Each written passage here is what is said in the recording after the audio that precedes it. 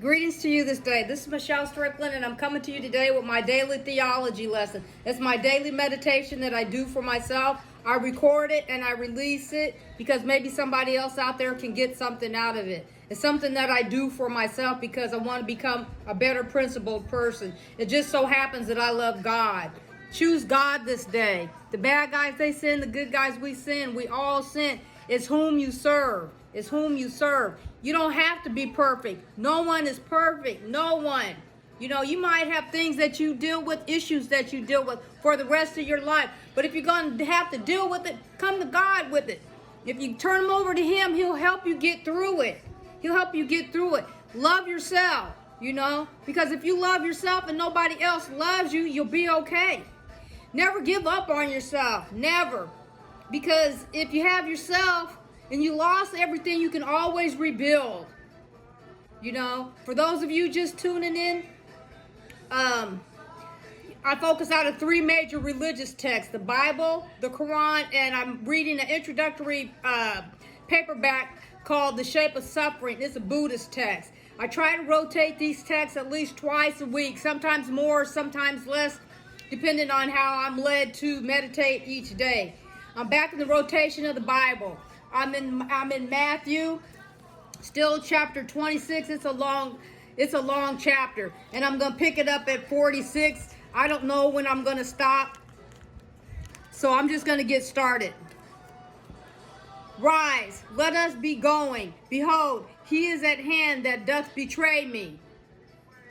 And while ye yet spake, lo, Judas, one of the 12, came, and with him a great multitude with swords and staves, from the chief priests and the elders of the people. Now he that betrayed him gave him a sign, saying, whomsoever I shall kiss, that same is he. Hold him fast. We all got Judases in our lives. I know at least at one point we've all had a Judas in our life. I have a whole heap of Judases in mine serving me up. But the scenario is going to be a little bit different for me, though. The scenario is going to be, my ending is going to be just a little bit different. And forthwith he came to Jesus and said, Hail, Master, and kissed him. And Jesus said unto him, Friend, wherefore art thou come? Then came they and laid hands on Jesus and took him. They're trying to get me. They're trying to get me. What you gonna get me for? What you gonna get me on?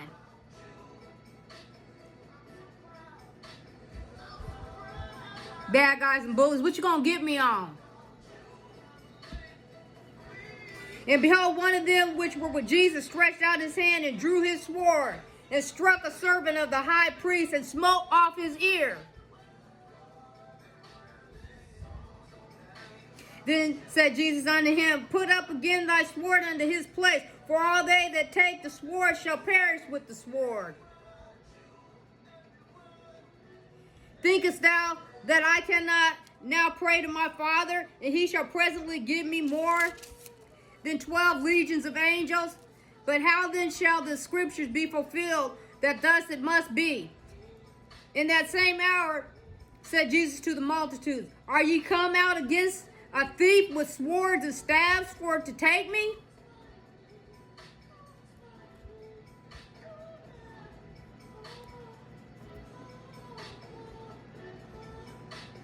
I sat daily with you teaching in the temple, and ye laid no hold on me.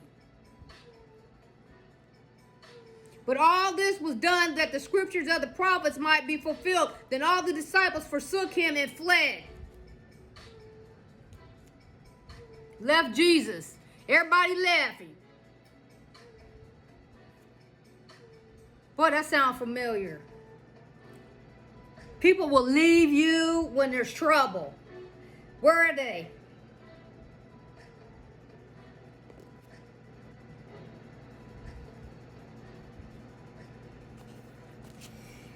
And they that had laid hold on Jesus led him away to if I'm not pronouncing this correctly, forgive me, Caiaphas, the high priest, where the scribes and the elders were assembled. But Peter followed him afar off unto the high priest's palace, and went in and sat with the servants to see the end.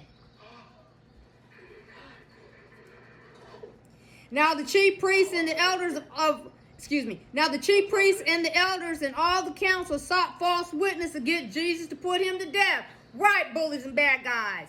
Head for the mountains. Right. Right, officials. Right. Right, cowards and bullies. Right. False witnesses, huh? But found none ye. Though many false witnesses came, yet found they none. At the last came 2 false witnesses, and said, This fellow said, I am able to destroy the temple of God and to build it in 3 days. So now they're gonna take what Jesus said. They're gonna take a parable and distort the truth, knowing what he meant. He was using a parable. And the high priest arose and said unto him, Answerest thou nothing? What is it which these witnesses, let me say that again. And the high priest arose and said unto him, Answerest thou nothing? What is it which these witness against thee? But Jesus held his peace. And the high priest answered and said unto him, I adjure thee by the living God, that thou tell us whether thou be the Christ, the Son of God.